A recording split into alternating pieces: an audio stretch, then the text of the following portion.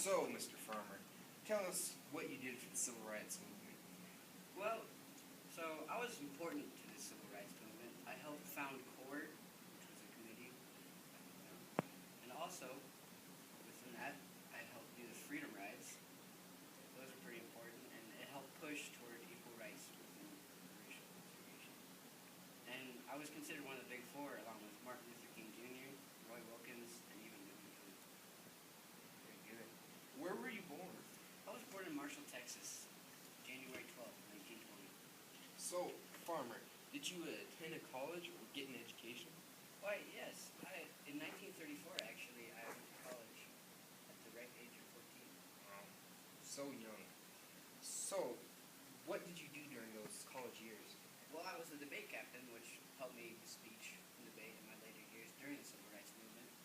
And I also did ministerial work, just as my father did before me, following the virtues of Gandhi. I see. So, how did those teachings help you in the movement? Well, it taught me nonviolence as a way to react with the violence. This way, we came with a nonviolent approach to the white violence. Interesting. So, what did you do once you got out of college? Well, in the early 1940s, I worked with the Fellowship of Reconciliation, which was more of a religious group that helped people. Nice. Did you graduate with anything special?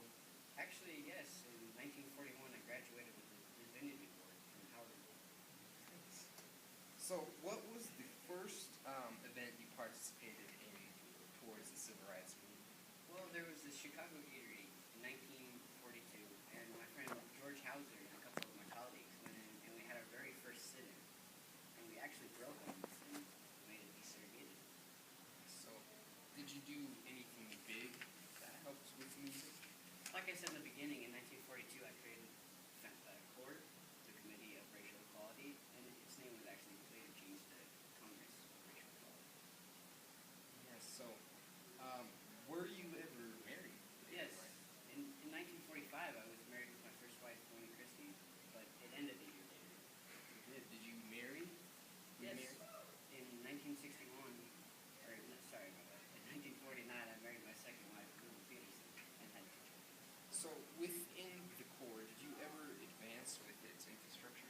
Why, yes. Actually, I became the national director of CORE in 1940. So, you said in the beginning you created the freedom rides. Yes, in 1961, I launched my first freedom ride, which these rides were desegregated interstate travels with whites and blacks alike, traveling down from the south. Oh, really? Did any of these end bad?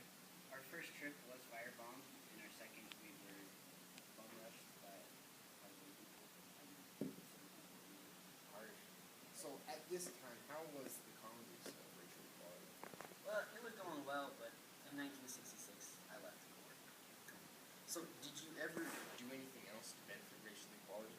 Why, yes, in 1969, I actually served as Assistant Secretary of Health, Education, and Welfare in the Nixon administration. That's certainly something to be proud of. But, yeah, in 1971, I did leave the administration. So, did anyone ever value what you did during the movement? Yes, actually, in 1998, I got the Medal of Freedom, which was awarded by President Clinton. Interesting. So, could you explain the freedom rides a little bit more? As I said previously, the first Freedom Ride was launched on May 4th, 1961. We left Washington, D.C. with 7 blacks and 6 whites. We had one goal in mind: travel into the deep south with 2 desegregated buses. The first couple days were fine. We were only met with little hostility.